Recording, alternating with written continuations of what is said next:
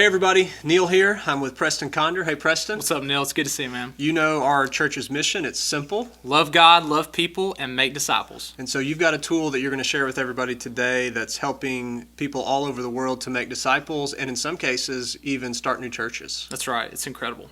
So it's called a discovery group. Yep. There are 3 components to it.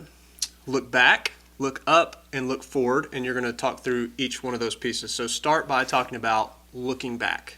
Yeah, so when you gather a group of people together, you're going to start by looking back. There's 3 questions. They're really simple. The first is, what are you thankful for this past week? The second question is, what's been a struggle for you this past week? And the third and final question, and look back, is, how did you obey what you discovered last week? And so that third question is really important as you're gathered with your group. Why is it so important to ask the question, how did you obey what you discovered last week? One of the things that sets a discovery group apart is it's obedience-based, not knowledge-based. And so most Bible studies that I've led and been in, we didn't even ask each other next week, hey, how did you live out what Jesus commanded us to? And so that accountability question is huge from day one to ask, so we all know we as followers of Jesus obey Jesus. So that's look back. The next part is look up. So unpack that for us. So as you transition from look back to look up, where you're going to be here to hear from God, you want to have a theme.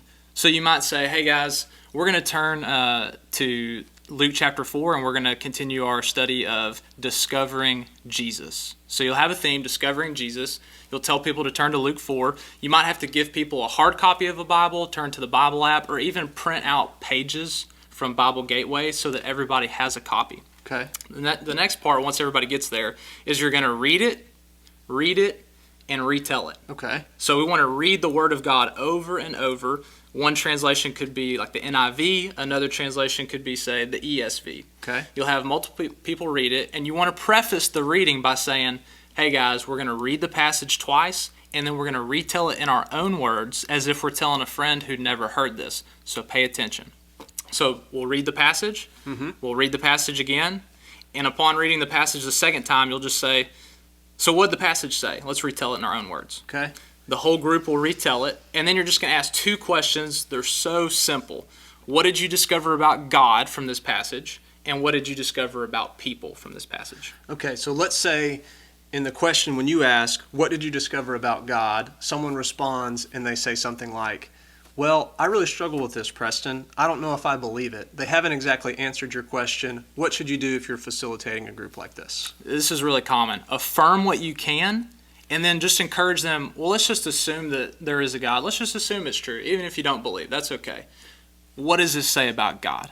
Even if you don't believe in Him, just try to reframe your thought and rephrase what you're discovering to tell about the character or the actions of God. Okay, so you've talked about look back, talked about look up. Yep. Then the third component is look forward. So unpack that. Yeah, this is really special. This is kind of the secret sauce. Looking forward is all about taking what you've discovered and acting on it. So there's 2 questions here. The first is this: how will you obey what you discovered this week? So this question is huge. This is how we move not just from learning more knowledge, but to obeying the teachings of Jesus. Okay. And typically how you want to frame this up for people is you want to encourage them to say an I will statement. An I will statement. So you might think SMART goals, something that's measurable and specific and time bound. In the next 7 days, I will pray every day. Okay. That could be an example of an I will statement. But you want to drive it to action, so you might have to help people get more specific. And the second question in the look forward part is, who's somebody that you could tell this week? So the idea is, when we hear from God, we read the Bible, we obey the Bible, and we share the Bible. So you've already said the thing that sets these apart is that they're obedience-based. Right. So drill down a little bit further on this looking forward piece. Why is it so important to make the I will statements and then to ask about who you'll tell?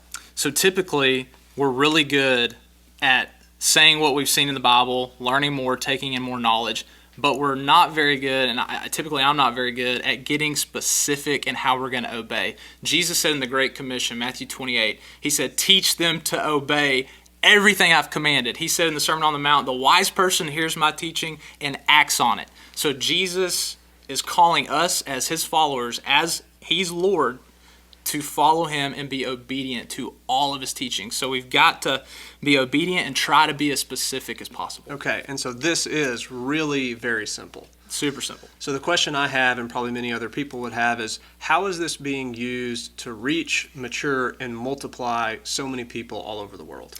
Yeah, so what you just said is really important. This isn't just a Bible study for people who are already saved. So don't think pastors in a church building on a Sunday teaching saved people more knowledge. That's Okay. not it. This is about entering into relationships intentionally with people who are far from God.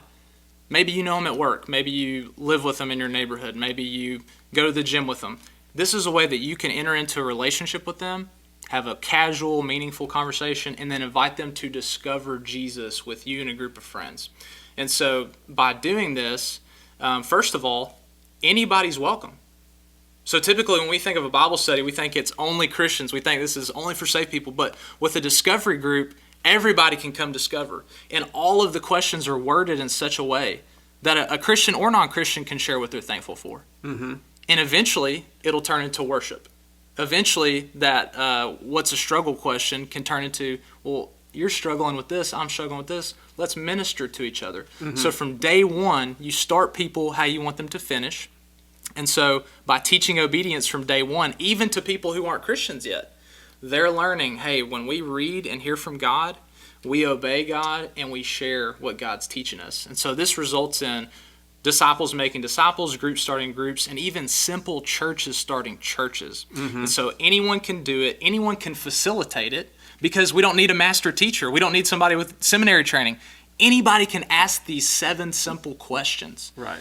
And it results in multiplication because we're not just taking in knowledge, but we're obeying and then we're telling people and starting new groups. So we're not just getting even a bigger group, mm-hmm. but we're actually starting groups that start groups that start groups. So there's generational growth. Mm-hmm. So what sets it apart? Discovery groups result in multiplication. So it's simple, it's relational, and it's repeatable. Exactly. Anybody can do it.